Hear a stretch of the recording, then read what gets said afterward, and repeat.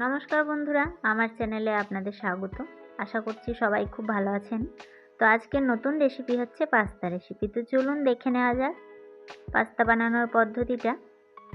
একটা কড়াইয়ে আমি 2 কাপ পরিমাণ জল নিয়ে নিয়েছি এবং সেই জলের ওপরে দিয়ে নিচ্ছি পাস্তাটি। তো পাস্তাটি একবার নাড়িয়ে নিয়ে আমি এবার পাস্তার ওপরে দিয়ে নেব 1 চামচ মতো সাদা তেল। আপনারা চাইলে সর্ষের তেল ইউজ করতে পারেন। তো তেলটা দেওয়ার পরে আমি 1 চামচ লবণ দিয়ে নিচ্ছি পরিমাণ মতো। এবার সেদ্ধ করে একটা বাটির মধ্যে তুলে নিলাম।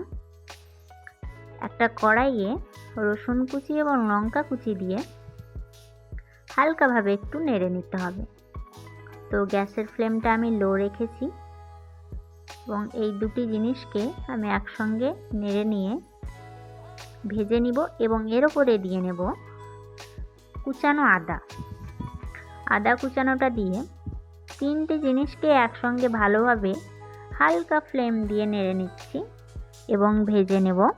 তো এর মাঝে বলে রাখি, আমার চ্যানেল নতুন হলে চ্যানেলটিকে অবশ্যই সাবস্ক্রাইব করবেন এবং একটি লাইক দেবেন, অবশ্যই শেয়ার করবেন। তো চলুন এর উপরে আমরা কুচানো পেঁয়াজটা দিয়ে দিই।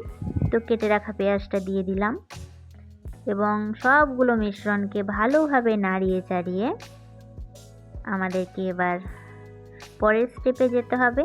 তো এরপরে আমরা কেটে রাখা টমেটোটা দিয়ে নিলাম। আমি একটা টমেটো দিয়েছি, আপনারা চাইলে 2-3টে ব্যবহার করতে পারেন। তো এবার সবগুলিকে ভেজে নেব। ভেজে নিয়ে হালকাভাবে ভেজে নিয়ে যখন একটু নরম হয়ে আসবে মশলাটা, ওর উপরে আমাদের দিয়ে নিতে হবে 1/2 চামচ হলুদ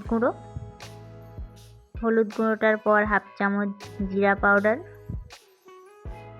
এরপরে দুটি মিশ্রণকে ভালোভাবে মেখে নিয়ে আমি এবার নেড়ে নিচ্ছি। তো মশলাগুলো ভালোভাবে নেড়ে নিয়ে এরপরে আমি দিয়ে নেব 1 প্যাকেট ম্যাগি মশলা।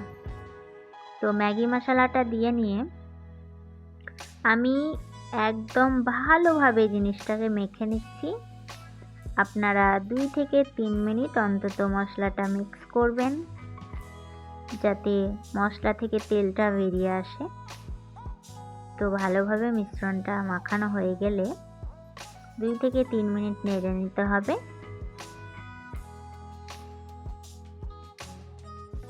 এর ওপরে আমরা দিয়ে নেব পাস্তাটা এবং পাস্তার উপরে আমি দিয়ে নিয়েছি 1 চামচ টমেটো সস। তো টমেটো সসটা ভালোভাবে মাখিয়ে নিয়ে সব মশলাগুলিকে মাখিয়ে নিয়ে একটা প্লেটে আমি সার্ভ করে নিয়েছি। তো বন্ধুরা, দেখতেই পাচ্ছেন কতটা লোভনীয় হয়েছে।